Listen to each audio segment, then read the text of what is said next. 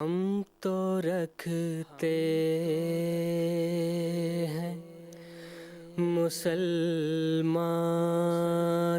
کا دین، دل سے ہے خدا میں ختم المرسلین، دل سے ہے خدا میں ختم المرسلین،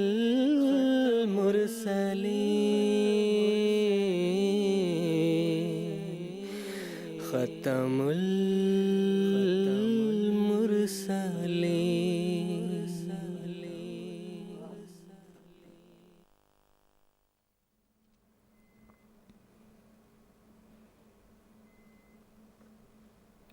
اعوذ باللہ من الشیطان الرجیم، بسم اللہ الرحمن الرحیم۔ ناظرین کرام، السلام علیکم ورحمۃ اللہ وبرکاتہ۔ آج 28 جنوری 2017 ہفتے کا دن ہے۔ انڈیا میں اس وقت رات کے 9:30 بجے ہیں اور جی ایم ٹی کے مطابق اس وقت سحر کے 4 بجے ہیں۔ اور ناظرین، یہ وقت ہے پروگرام راہ ہدیٰ کا۔ قادیان دارالایمان سے پروگرام راہ ہدیٰ کی سیریز کے 5ویں ایپیسوڈ کے ساتھ ہم آپ کی خدمت میں حاضر ہیں۔ جیسا کہ ہمارے ریگولر ویورز جانتے ہیں کہ پروگرام راہ ہدیٰ قادیان سے جو ہم آپ کی خدمت میں پیش کر رہے ہیں، یہ اس وقت ہم آپ کی خدمت میں لائیو پیش کر رہے ہیں۔ ہم اس پروگرام کو لائیو اس وجہ سے منعقد کرتے ہیں تاکہ آپ جو ہمارے ناظرین ہیں، آپ بھی ہمارے ساتھ اس پروگرام میں شریک گفتگو ہو سکیں اور اپنے سوالات اور استفسارات ہمارے علماء کرام کے پینل میں پیش کر کے ان کے جوابات حاصل کر سکتے ہیں۔ ہمارے ٹیلی فون لائنز آپ کے لیے ہمیشہ ایکٹیویٹ رہتے ہیں، جس کے ذریعے سے آپ اپنے سوال ہم تک، ہمارے اسٹوڈیو تک پہنچا سکتے ہیں۔ اسی طرح ٹیکسٹ میسیجز، فیکس میسیجز اور ای میلز کی بھی سہولت موجود ہے، جن کے ذریعے سے آپ ہمارے ساتھ اپنا رابطہ جوڑ سکتے ہیں اور اپنے سوالات ہم تک پہنچا سکتے ہیں۔ تو ناظرین، اگر آپ ہمارے ساتھ اس پروگرام میں جڑنا چاہتے ہیں اور اپنے سوالات ہمارے علماء کرام کے پینل میں پیش کر کے ان کے جوابات حاصل کرنا چاہتے ہیں تو ہم سے رابطے کی تفصیل اس وقت آپ کی ٹیلی ویژن اسکرین پر موجود ہے۔ قادیان دارالایمان سے پروگرام راہ ہدیٰ کی جو سیریز ہم آپ کی خدمت میں پیش کر رہے ہیں، اس میں ہم حضرت اقدس محمد مصطفیٰ صلی اللہ علیہ وسلم کی سیرت کے مختلف درخشندہ پہلو آپ کی خدمت میں پیش کر رہے ہیں، وقت کی رعایت کو مد نظر رکھتے ہوئے جس قدر تفصیل ہم سے ممکن ہو سکتی ہے وہ ہم آپ کے سامنے پیش کرنے کی کوشش کرتے ہیں۔ آج جس موضوع پر ہم گفتگو کرنے والے ہیں وہ ہے طبقہ نسواں پر حضرت اقدس محمد مصطفیٰ صلی اللہ علیہ وسلم کے احسانات، کہ عورتوں کو ان کے حقوق دلانے کے لیے آپ صلی اللہ علیہ وسلم نے جو عظیم الشان کارنامہ سر انجام دیا ہے، اس کے حوالے سے آج کے ایپیسوڈ میں انشاءاللہ العزیز ہم گفتگو کریں گے۔ آج کے اس اہم موضوع پر گفتگو کے لیے جو علماء کرام ہمارے ساتھ قادیان اسٹوڈیوز میں تشریف رکھتے ہیں ان کا میں تعارف کروا دیتا ہوں۔ مکرم و محترم مولانا عطا المجیب صاحب لون ہیں، ان کے ساتھ تشریف رکھتے ہیں مکرم و محترم مولانا منیر احمد صاحب خادم۔ دونوں حضرات ہمارے پروگرام کے ریگولر اور پرانے پینلسٹ ہیں۔ میں آپ دونوں حضرات کا پروگرام راہ ہدیٰ میں خیر مقدم کرتا ہوں۔ ناظرین کرام، سرور کائنات فخر موجودات حضرت اقدس محمد مصطفیٰ صلی اللہ علیہ وسلم کی رحمت اس قدر وسیع ہے کہ اس کائنات کا کوئی بھی جاندار آپ کے اس فیض سے محروم نہیں ہو سکتا ہے۔ حضرت اقدس محمد مصطفیٰ صلی اللہ علیہ وسلم کا بنی نوع انسان پر سب سے بڑا احسان یہ ہے کہ آپ صلی اللہ علیہ وسلم کے وجود باوجود کی برکت سے انسان کو مکارم اخلاق کی فہم اور اس کا ادراک عطا ہوا ہے۔ آپ صلی اللہ علیہ وسلم کے عملی نمونے سے انسان نے اخلاق فاضلہ سیکھا ہے کہ اخلاق فاضلہ کس کو کہتے ہیں۔ حضرت اقدس محمد مصطفیٰ صلی اللہ علیہ وسلم کی بعثت کے وقت جب ہم انسانی معاشرے کو دیکھتے ہیں تو اس معاشرے میں عورت کی کوئی حیثیت نہیں ہوتی تھی۔ حضرت اقدس محمد مصطفیٰ صلی اللہ علیہ وسلم وہ پہلے انسان ہیں جس نے نہ صرف عورتوں کے حقوق کے لیے اپنی آواز اٹھائی بلکہ اپنے عملی نمونے سے عورتوں کو ان کا حقوق بھی دلایا اور معاشرے میں ان کا ایک بلند اور اعلیٰ مقام آپ صلی اللہ علیہ وسلم نے عورتوں کو عطا فرمایا۔ طبقہ نسواں پر حضرت اقدس محمد مصطفیٰ صلی اللہ علیہ وسلم کے احسانات کو جاننے کے لیے ہمیں اس دور میں جانا ہوگا جس دور میں حضرت اقدس محمد مصطفیٰ صلی اللہ علیہ وسلم کی بعثت ہوتی تھی۔ اس دور کی خواتین کی حالات کو جاننا ہمارے لیے نہایت ہی ضروری ہے۔ جب ہم تاریخ کا مطالعہ کرتے ہیں تو معلوم ہوتا ہے کہ آپ صلی اللہ علیہ وسلم کی بعثت ایسے وقت میں ہوئی جب بیٹی کو زندہ درگور کیا جاتا تھا اس کے پیدا ہونے کے بعد ہی، اور بیٹی کی پیدائش کو منحوس خیال کیا جاتا تھا، اور جس کے گھر میں بیٹی پیدا ہو جاتی ہے اس کے گھر میں ماتم منایا جاتا اور اس کو رنج اور غم کا ایک ماحول ہو جاتا تھا۔ ایسے ماحول میں آپ صلی اللہ علیہ وسلم نے ببانگ دہل یہ اعلان فرمایا کہ جس شخص کے گھر بیٹی پیدا ہوتی ہے اور وہ اس کو زندہ درگور نہیں کرتا ہے بلکہ اس کو تعلیم دیتا ہے اور اس کو بیٹے کے برابر کا ترجیح عطا کرتا ہے، وہ شخص جنت میں داخل کیا جائے گا۔ سیدنا حضرت اقدس محمد مصطفیٰ صلی اللہ علیہ وسلم نے معاشرے کی ہر سطح میں عورت کو اس کا حق دلایا ہے۔ آج جب کہ حضرت اقدس محمد مصطفیٰ صلی اللہ علیہ وسلم کے زمانے پر تقریباً 1400 سال گزر چکے ہیں اور وومن رائٹس کے تعلق سے دنیا میں مختلف آوازیں اٹھائی جاتی ہیں، لیکن جب ہم تاریخ کو پڑھتے ہیں اور اسلامی تاریخ پر جب ہم غور کرتے ہیں تو ہمیں معلوم ہوتا ہے کہ حضرت اقدس محمد مصطفیٰ صلی اللہ علیہ وسلم نے آج سے 1400 سال قبل اسلام میں ماؤں، بیویوں اور بیٹیوں کے لیے وہ مقام اور وہ وقار یقینی آپ صلی اللہ علیہ وسلم نے عطا فرمایا ہے جو ابھی تک مغربی ممالک میں ان کے قوانین میں عورت کو حاصل نہیں ہے۔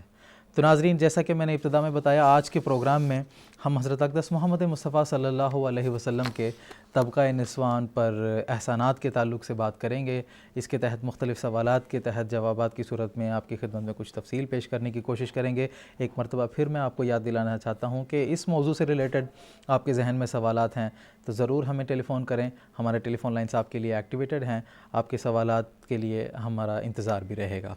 اس مختصر سی تمہید کے بعد آج کا گفتگو میں محترم مولانا منیر احمد صاحب خادم سے شروع کرنا چاہوں گا کہ سیدنا حضرت اقدس محمد مصطفیٰ صلی اللہ علیہ وسلم نے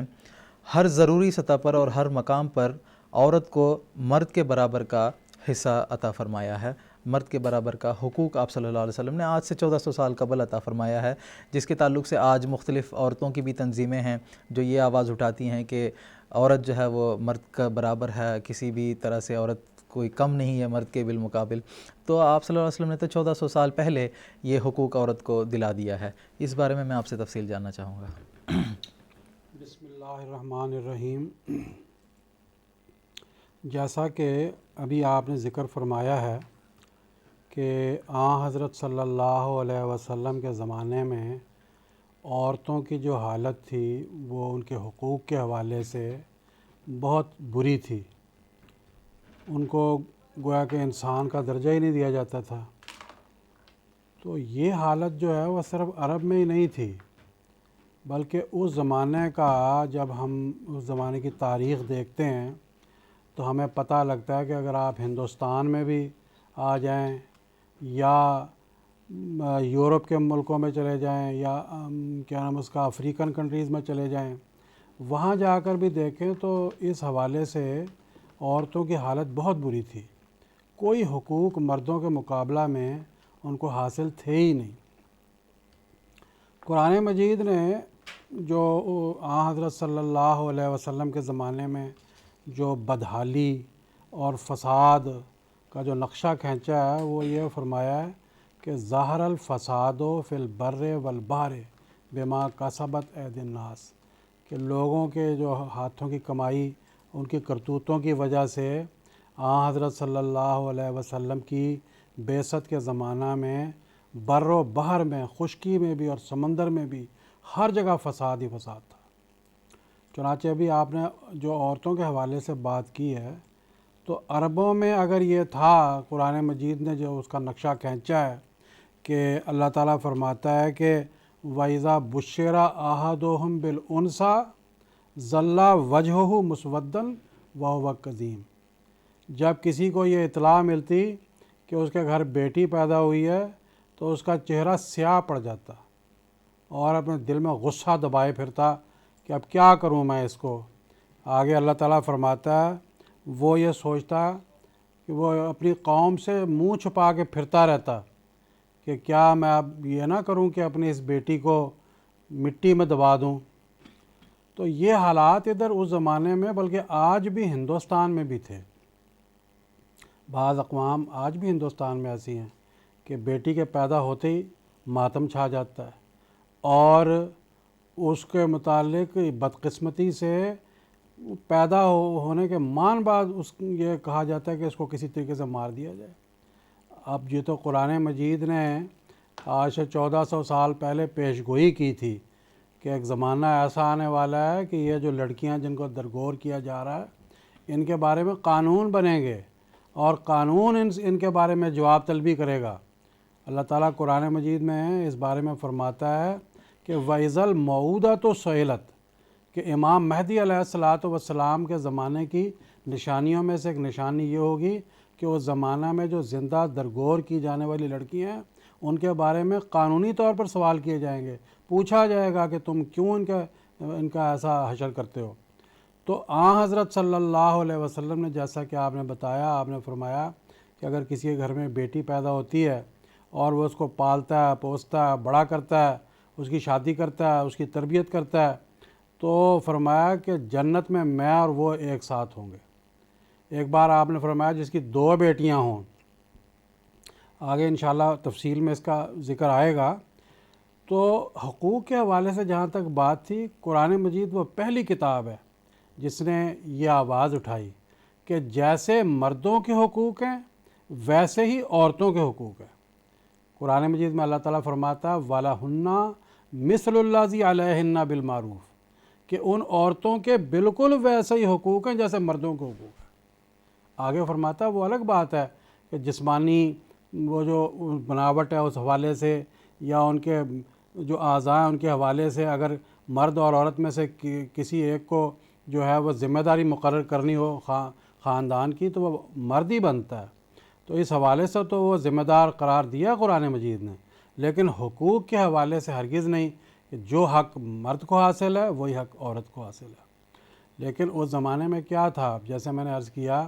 کہ زندہ جو آپ نے بتایا کہ دفن کر دیا جاتا تھا، ہندوستان میں بھی ایسا ہی تھا، یورپ کے ملکوں میں بھی یہی صورتحال تھی۔ تعلیم کے حوالے سے جو ہے آج سے 1400 سال پہلے عورتوں کی تعلیم کے بارے تو سوال ہی پیدا نہیں ہوتا کہ کوئی عورت تعلیم حاصل کر سکے۔ حضرت صلی اللہ علیہ وسلم نے اس وقت یہ آواز اٹھائی کہ طلب العلم فریضۃ علی کل مسلم و مسلمۃ، کہ علم کا حاصل کرنا جہاں جیسے مسلمان کے لیے ضروری ہے مرد کے لیے، ویسے ہی مسلمان عورت کے لیے ضروری ہے۔ اس زمانے میں ایسا تھا، مذاہب میں بھی شریعت کی کتابوں میں بھی کہا جاتا تھا کہ عورت مذہبی احکامات کی بجاوری نہیں کر سکتی، وہ مذہبی احکامات کے حوالے سے ویسے آواز بلند نہیں کر سکتی۔ قرآن مجید نے کیا فرمایا؟ قرآن مجید میں اللہ تعالیٰ فرماتا وَمَن يَعْمَلْ مِنَ الصَّالِحَاتِ وَهُوَ مِن ذَكَرٍ أَوْ أُنثَىٰ وَهُوَ مُؤْمِنٌ فَأُولَٰئِكَ يَدْخُلُونَ الْجَنَّةَ، کہ چاہے مرد ہو چاہے عورت ہو، اگر وہ نیکی بجا لائیں گے ہر دو کو جو ہے وہ جنت کا مقامات حاصل ہوں گے، ہر ایک کو برابر کے درجے حاصل ہوں گے۔ یہ نہیں ہوگا کہ یہ مرد ہے یہ نیکی کرتا ہے تو اس کا ڈبل درجہ ہوگا، عورت نیکی کرتی ہے تو سنگل درجہ ہوگا، نہیں، برابر درجات اللہ تعالیٰ کی طرف سے ادا کیے جائیں گے۔ پھر معاشرتی حوالے سے آپ دیکھ لیں کہ اس زمانے میں یہ تھا کہ کوئی عورت اگر بیچاری بیوہ ہو جاتی تو اس کی شادی کا تو سوال ہی پیدا نہیں ہوتا تھا، اور یہاں تک کہ جو انجیل میں بھی یہ لکھا ہوا ہے کہ بیوہ شادی نہ کرے۔ میں آپ کو یہ انجیل کا حوالہ پڑھ کر سناتا ہوں۔ انجیل میں کیا لکھا ہے؟ اس میں لکھا ہے کہ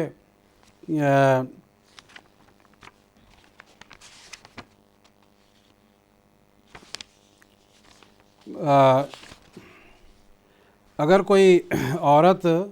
اول تو اگر بیوہ ہو جائے تو وہ شادی نہ کرے، اور جو کوئی اس سے شادی کرتا ہے تو وہ زنا کرتا ہے۔ بیوہ عورت شادی نہ کرے، اور اگر کوئی بیوہ عورت سے شادی کرتا ہے تو وہ زنا کرتا ہے، اور وہ زنا کرواتی ہے۔ اور یہ ہندوؤں کے اندر بھی یہ تھا، ہندو مذہب میں بھی، کہ بیوہ ہو جائے تو شادی کا سوال ہی نہیں۔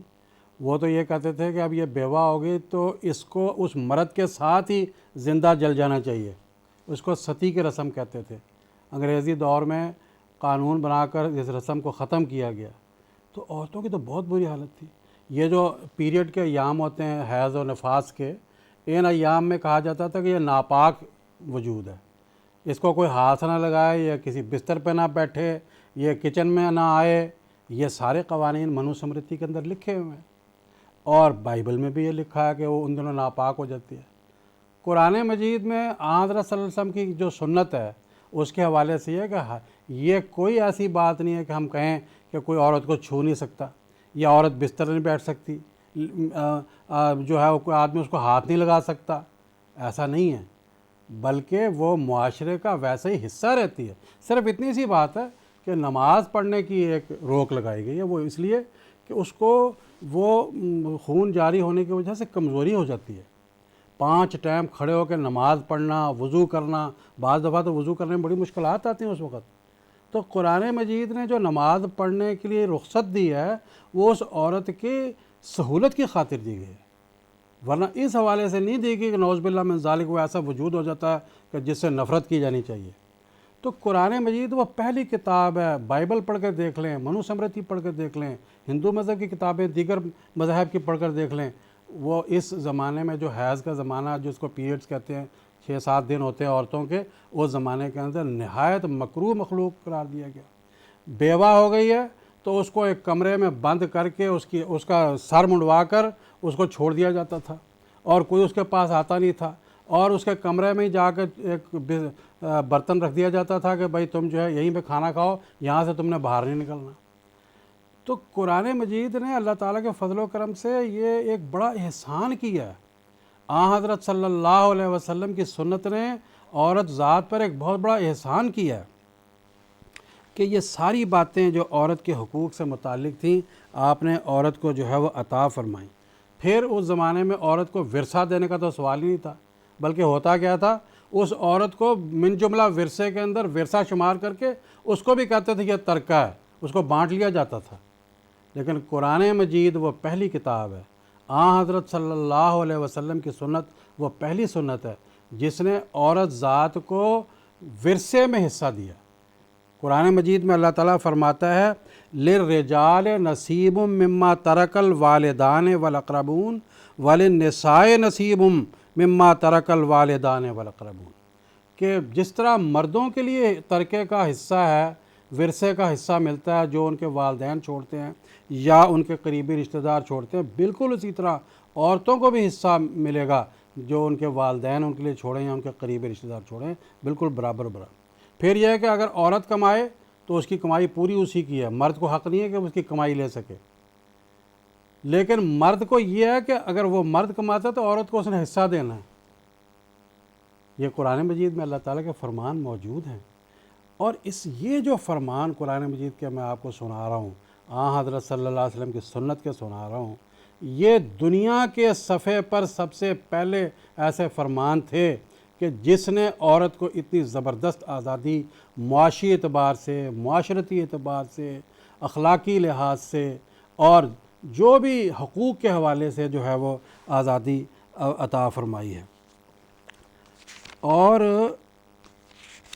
میں آپ کو جو ہے یہ دیکھیں، یہ آزادی جو عطا کی گئی ہے قرآن مجید سے، قرآن مجید کے حوالے سے جس کا ذکر کیا، اور حضرت صلی اللہ علیہ وسلم سنت کے حوالے سے، یہ 19ویں صدی میں یورپ کے ترقی یافتہ ملکوں میں بھی نہیں پائی جاتی تھی۔ چنانچہ میں آپ کو یہ حوالے بتاتا ہوں کہ 1891 تک یورپین اور سیکنڈینیوین ممالک اور امریکہ میں عورتوں کو ورثے کا حق حاصل نہیں تھا، اور طلاق دینے کا جو ایک ابھی پورا چیپٹر بھی کریں گے، اس لیے میں اس کا ذکر نہیں کر رہا کہ اس کو عورت کو اللہ کے فضل سے اسلام نہیں حق عطا فرمایا اور اس سے طلاق لینے کا، جس کو خلا کہتے ہیں، باقی کسی مذہب میں نہیں تھا۔ پھر دیکھیں 19ویں صدی تک انگریزی قانون میں شادی شدہ عورت کو گواہی دینے کا حق نہیں تھا۔ 1886 میں عورتوں کو پہلی مرتبہ کیمبرج میں امتحان دینے کی اجازت ملی، اور 1400 سال پہلے حضرت صلی اللہ علیہ وسلم فرما دیا کہ مسلمان عورت یا جو بھی عورت ہے اس کے لیے جو ہے وہ تعلیم حاصل کرنا ضروری ہے۔ پھر دیکھیں 1926 تک عورت کا آکسفورڈ میں داخلہ ممنوع تھا۔ یہ میں اس لیے آپ کو بتا رہا ہوں اعداد و شمار کہ یہ لوگ جو کہتے ہیں کہ یہ عورت کو بہت زیادہ آزادی دینے والے ہیں اور اسلام کے اوپر اعتراضات کرتے ہیں، اس حوالے سے میں بتا رہا ہوں کہ اللہ تعالیٰ کے فضل و کرم سے اسلام وہ پہلا مذہب ہے جس نے آج سے 1400 سال پہلے، جب کہ اندھیرے کا زمانہ تھا پوری دنیا کے اندر،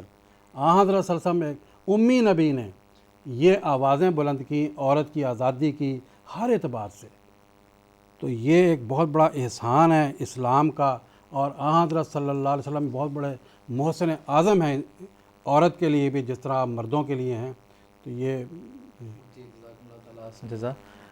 اب بات کو آگے بڑھاتے ہیں، اور محترم مولانا عطا المجیب لون صاحب سے میرا سوال ہے کہ جس طرح کے وراثت کے تعلق سے محترم مولانا منیر احمد صاحب خادم نے بھی ابھی کچھ تفصیل ہمارے سامنے پیش کی ہے، آج کے زمانے میں بھی مختلف یہ جو وومن رائٹس ایکٹیوسٹ کی طرف سے بھی اور مختلف تنظیموں کی طرف سے بھی یہ آواز اٹھائی جاتی ہے کہ عورت کو وراثت کا حصہ ملنا چاہیے، مرد کے جو وراثتی ترکہ ہوتا ہے۔ قرآن کریم نے اور حضرت نبی اکرم صلی اللہ علیہ وسلم نے اس بارے میں کیا اسوہ اور کیا اصول دنیا کے سامنے پیش فرمائے ہیں، اس کے بارے میں تفصیل جاننا چاہوں گا۔ جیسا کہ ابھی آپ نے تمہید میں بھی ذکر کیا اور محترم مولانا منیر احمد صاحب خادم نے بھی ذکر فرمایا کہ عورتوں کی حالت حضرت نبی اکرم صلی اللہ علیہ وسلم کی بعثت سے قبل عورتوں کی کیا حالت تھی، تو اس سے ہمیں یہی اندازہ ہوتا ہے کہ عورتوں کی حالت غلاموں کے بعد اگر کسی کی حالت ابتر تھی اس معاشرے میں حضرت نبی اکرم صلی اللہ علیہ وسلم کی بعثت سے پہلے، تو وہ عورت تھی جس کی حالت نہایت ہی ابتر تھی۔ اور پھر حضرت نبی اکرم صلی اللہ علیہ وسلم جب رحمت عالم بن کر مبعوث ہوئے تو آپ نے وہ تمام حقوق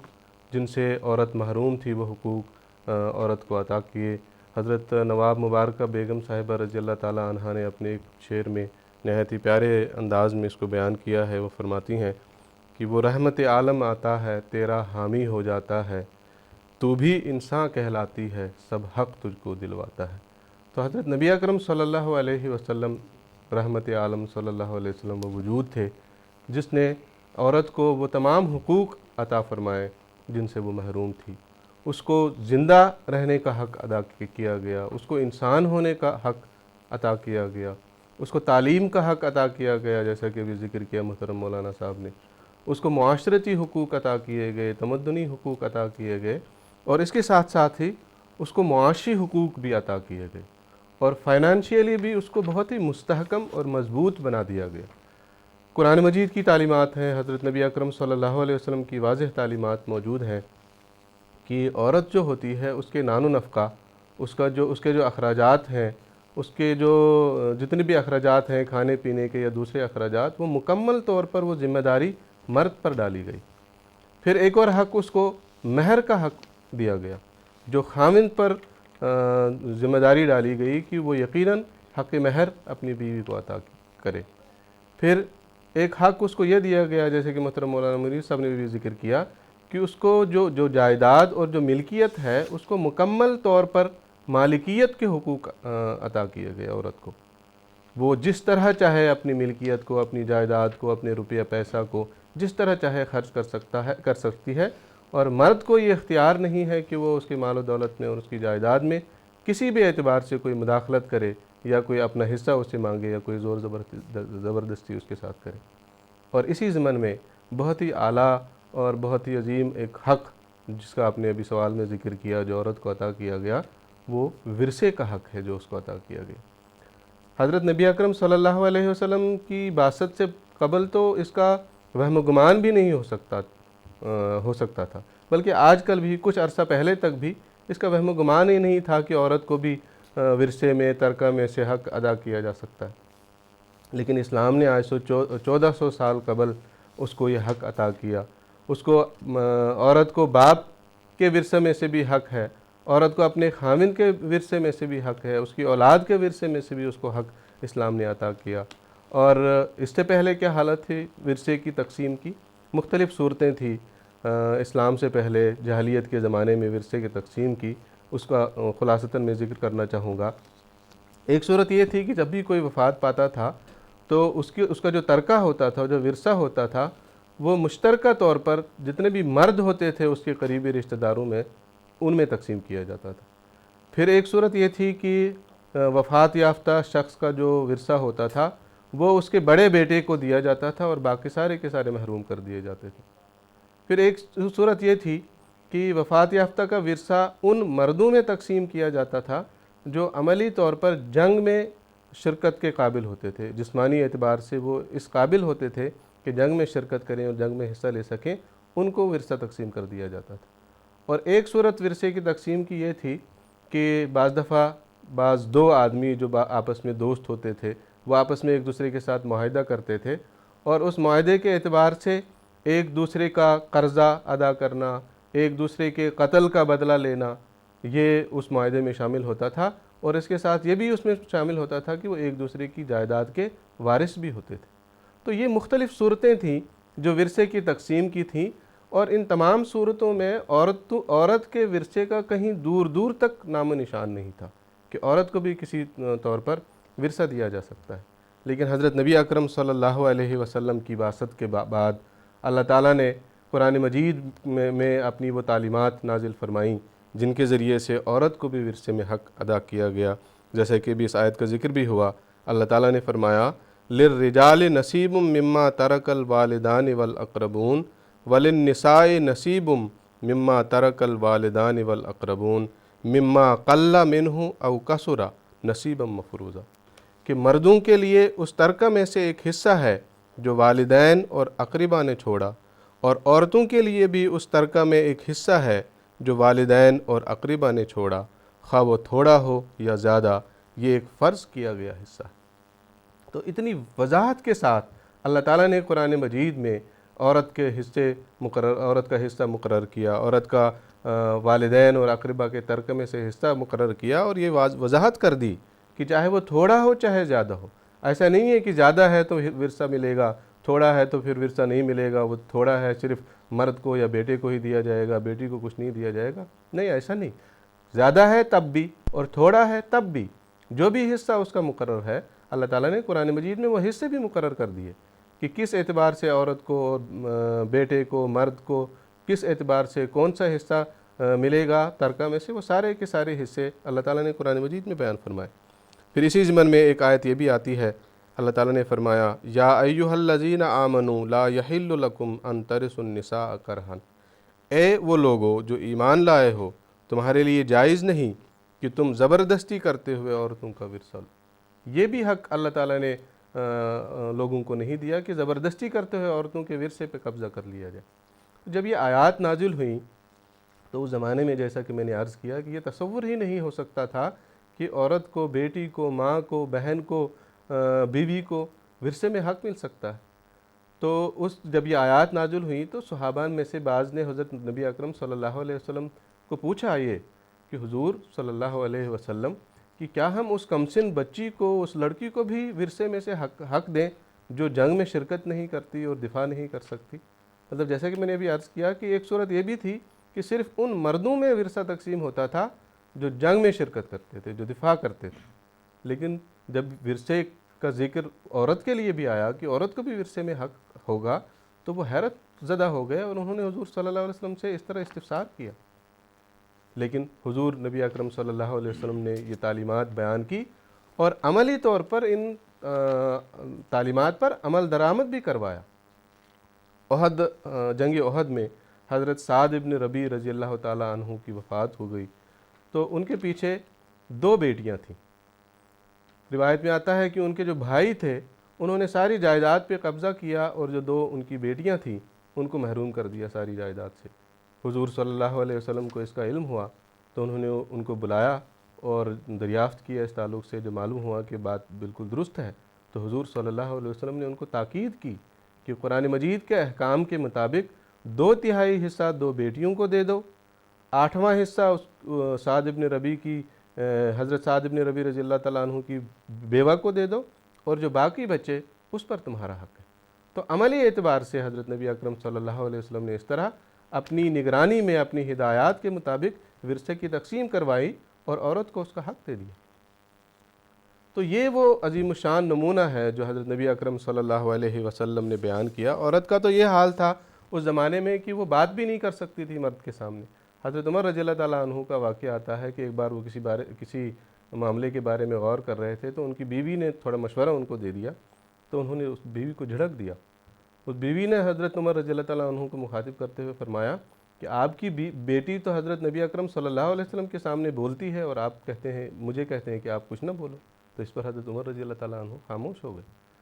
تو بولنے کا حق نہیں تھا۔ حضرت نبی اکرم صلی اللہ علیہ وسلم نے اپنی بیویوں سے، اپنی ازواج مطہرات سے مشورے لیے، صلح حدیبیہ کا بڑا مشہور واقعہ ہے. اپنی بیگم سے مشورہ کیا حضرت نبی اکرم صلی اللہ علیہ وسلم نے. جب صحابہ قربانی نہیں کر رہے تھے تو اپنی بیگم سے مشورہ کیا حضور صلی اللہ علیہ وسلم نے. ان کی بیوی نے کہا کہ آپ خود قربانی کریں تو سارے کے سارے صحابہ جو ہے وہ بھی قربانی کریں گے. تو اس طرح نہ صرف بات کرنے کا حق بلکہ مشورے کا حق اپنی بیویوں کو اور ازواج کو اور عورتوں کو حضرت نبی اکرم صلی اللہ علیہ وسلم نے دیا. تو یہ وہ عظیم الشان حقوق تھے جو حضرت نبی اکرم صلی اللہ علیہ وسلم نے عورتوں کو دیے. اسی ضمن میں آخر میں ایک مغربی محقق کی ایک مختصر اقتباس پیش کر کے اپنی بات کو میں ختم کرتا ہوں. وہ لکھتے ہیں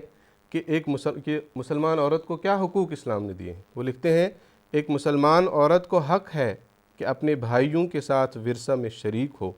اور اس کی مرضی کے بغیر اس کی شادی نہ کی جائے اور شوہر اس سے بدسلوکی نہ کرے. علاوہ بری اسے یہ بھی حق ہے کہ شوہر سے اپنا مہر وصول کرے اور نان و نفقہ میں خواہ وہ عورت پیدائشی مالدار ہو اور اگر وہ عورت قانونی لحاظ سے اس قابل ہو تو اسے یہ بھی حق ہے کہ اپنی مرضی کے مطابق اپنی ذاتی جائیداد کا انتظام کرے. تو مختصر طور پہ وقت زیادہ نہیں ہے اس لیے زیادہ تفصیل بیان نہیں کی جا سکتی, اسی پر اکتفا کرتا ہوں. اس طرح حضرت نبی اکرم صلی اللہ علیہ وسلم کی بعثت کے بعد عورت کو یہ حقوق حاصل ہوتے ہیں. جی جزاکم اللہ تعالیٰ احسن جزا. اسلام نے اور حضرت اقدس محمد مصطفیٰ صلی اللہ علیہ وسلم نے عورت کو معاشرے میں ایک مقام عطا فرمایا ہے, جیسے کہ آپ نے مختلف تفصیل ہمیں پیش کی ہے. اور ہمیں یہ بھی معلوم ہوا کہ مغرب میں بعض قوانین آج کل عمل میں لایا جا رہا ہے جس میں عورتوں کو حقوق دیا جا رہا ہے, وراثتی حقوق, لیکن حضرت نبی اکرم صلی اللہ علیہ وسلم نے تو آج سے 1400 سال قبل ہی اور قرآن مجید نے عورتوں کے تفصیلی وراثتی حقوق کے تعلق سے قرآن مجید میں تعلیمات نازل ہو گئی ہیں اور آپ صلی اللہ علیہ وسلم نے اس پر عمل کر کے بھی دنیا کے سامنے اپنا اسوہ پیش فرمایا ہے. کچھ اس وقت ہمارے پاس کچھ آف لائن سوالات جو ہیں وہ ای میل اور ٹیکسٹ میسیجز اور فیکس میسیجز اسی طرح ٹیلی فون کالز کے ذریعے سے موصول ہوئی ہیں, ان کو میں اس وقت لینا چاہوں گا. ایک میسیج کے ذریعے سے ہمارے پاس سوال آیا ہے یو ایس اے سے مکرم وقار بھٹی صاحب کا. وہ یہ کہتے ہیں کہ حضرت نبی اکرم صلی اللہ علیہ وسلم نے 11 شادیاں کی ہیں, اس کے تعلق سے غیر مسلم اعتراض کرتے ہیں, تو اس کی وضاحت کی جائے. تو مولانا منیر احمد صاحب خادم سے میں درخواست کروں گا اس بارے میں تفصیل. غیر مسلموں کو تو ویسے اعتراض کرنے کا حق ہی کوئی نہیں ہے. اگر غیر مسلم اپنی تاریخ پڑھیں اپنے رشیوں منیوں اور انبیاء کی, تو وہ تو بعض جگہ سینکڑوں لکھا ہوا انہوں نے شادیاں کی. بائبل میں بھی انبیاء کے بارے میں لکھا ہے سینکڑوں شادیاں کی, اور ہندوؤں کے بھی ہے. تو اگر حضرت صلی اللہ علیہ وسلم ایک سے زائد شادی کی ہے تو اس پر کوئی اعتراض نہیں ہونا چاہیے. یاد رکھنے والی بات یہ ہے کہ اسلام دنیا کا وہ پہلا مذہب ہے جس نے زائد شادیوں کو گھٹا کر ایک کر دیا. اس سے پہلے آپ کسی بھی مذہبی کتاب کو اٹھا کے دیکھ لیں, اس میں کہیں ایسا بھی نہیں ملتا کہ ایک شادی کرنی ہے. ہاں, یہ جو ایک سے زائد شادیوں کا ہے, عام مسلمانوں کو اجازت دی گئی ہے کہ ایک سے زائد 4 تک بھی شادیاں وہ کر سکتے ہیں. یہ بعض مجبوریوں کے حوالے سے ہے, چونکہ قرآن مجید ایک قانون کی کتاب ہے اور اس نے یہ دیکھنا ہے کہ کسی وقت کسی آدمی کو کیا مشکلات پیش آ سکتی ہیں, اس کی مجبوریاں کیا ہیں. اگر ایک آدمی کو ایک بیوی سے اولاد نہیں ہو رہی تو اس کا اولاد حاصل کرنا اس کا حق ہے. اگر نرینہ اولاد نہیں ہو رہی تو بھی حق ہے. اور اگر عورت وہ بیمار ہے, وہ اس کے حقوق ادا نہیں کر سکتی تو بھی حق ہے. اب یا تو یہ ہے کہ یا تو اس پہلی عورت کو چھوڑ دے, ظلم کرے اس کے اوپر, نہیں تو پھر کیوں نہیں اس کو حق دیا جائے گا کہ وہ دوسری شادی کرے. تو بعض جو حالات پیش آ جاتے ہیں ان حالات کے حوالے سے جو ماہر قانون دان ہے وہ ہر طرح کے قانونوں کا جو قانون کو بناتے وقت ہر طرح کی بات کا خیال رکھتا ہے. تو ویسا ہی قرآن مجید ہے. اور آگے فرمایا کہ اگر تم 4 شادیاں کرنے کے لیے تمہارے لیے مجبوری ہو, لیکن اگر تم انصاف نہیں کر سکتے تو پھر وہ اجازت نہیں, پھر بھی نہیں ہے, پھر ایک کریں. اگر تم ڈرتے ہو کہ تم انصاف نہیں کر پاؤ گے تو پھر ایک, پھر تو ہرگز اجازت نہیں ہے. تو اس میں شرط کیا ہے؟ انصاف. ایک شادی کے بعد دوسری شادی کرنی ہے یا تیسری, تو اگر انصاف کر سکتے ہو تو ٹھیک ہے, تمہاری مجبوری سے تم مجبوری کی وجہ سے شادی کر سکتے ہو. لیکن مجبوری کی حالت میں بھی اگر تم انصاف نہیں کر سکتے تو تم کو اجازت نہیں ہے کہ تم ایک سے زائد شادی کرو. باقی رہا جہاں تک آن حضرت صلی اللہ علیہ وسلم کا سوال ہے کہ آپ نے 4 سے بھی زیادہ شادیاں کی، تو آن حضرت صلی اللہ علیہ وسلم کو اللہ تعالیٰ نے یہ اجازت دی تھی، اور وہ اجازت اس لیے تھی کہ آپ صلی اللہ علیہ وسلم نے دنیا میں اس قانون کو نافذ کرنا تھا عملی طور پر، جو کہ آج سے پہلے کبھی کسی مذہبی کتاب کا قانون دنیا میں عملی طور پر نافذ کر کے اس قانون کے لانے والے نے نہیں دکھایا۔ آن حضرت صلی اللہ علیہ وسلم وہ پہلے شارع نبی تھے، آخری خاتم النبیین صلی اللہ علیہ وسلم، کہ آپ جس شریعت کو آپ لائے تھے، آپ نے تھیوری کی شکل میں نہیں بلکہ پریکٹیکل شکل میں اس کو دنیا کے سامنے پیش کیا۔ تو اس کے لیے آپ کو ضرورت تھی کہ آپ مختلف اقوام سے، مختلف برادریوں سے جو ان کی عورتیں ان کے ساتھ شادیاں کر کے ان میں اسلام کو پھیلانے کے لیے، اسلام کی تعلیمات کو رائج کرنے کے لیے آپ نے یہ کیا۔ ورنہ آپ دیکھ لیں آن حضرت صلی اللہ علیہ وسلم کی صرف ایک ہی شادی ایسی تھی جو کنواری عورت سے ہوئی ہے، باقی ساری شادیاں آپ نے بیواؤں سے کی ہیں، بڑی عمر کی عورتوں سے کی ہیں۔ اگر نعوذ باللہ من ذالک آن حضرت صلی اللہ علیہ وسلم کی شادیاں جو ہیں یہ اس غرض سے تھیں کہ آپ جو ہے وہ کوئی جنسی مزے لینا چاہتے تھے، تو پھر تو آپ کو نبوت سے پہلے کفار مکہ نے یہ دعوت دے دی تھی کہ آپ اگر کوئی شادی کرنا چاہتے ہیں تو حسین ترین لڑکی سے ہم آپ کی شادی کرا دیتے ہیں۔ آپ نے فرمایا نہیں، ایسا نہیں ہو سکتا، میں تو ایک خدا کی طرف سے آیا ہوں اور خدا کا پیغام لے کر آیا ہوں، یہ کسی لالچ کی وجہ سے نہیں ہے۔ تو پہلی شادی آپ نے 40 سال کی عورت سے کی، 25 سال کے ہوتے ہوئے۔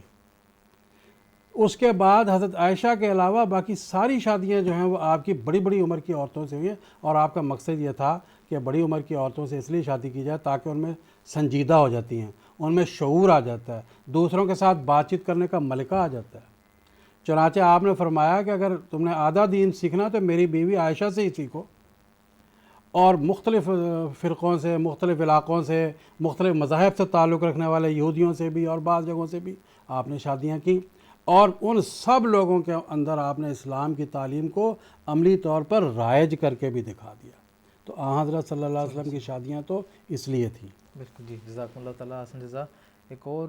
سوال ہمیں میسیج کے تھرو موصول ہوا ہے، انڈیا سے مکرم منصور احمد نوجوان صاحب کا ہے۔ ان کا سوال یہ ہے کہ مرد و عورت کے حقوق یکساں ہیں، لیکن چند معاملات میں مرد کو عورت پر حاکم بنایا گیا ہے، تو یہ تفریق کیوں ہے؟ مولانا عطاء المجیب لون صاحب سے میں پوچھنا چاہوں گا، اگرچہ انہوں نے معین نہیں کیا کہ وہ کون سے معاملات ہیں،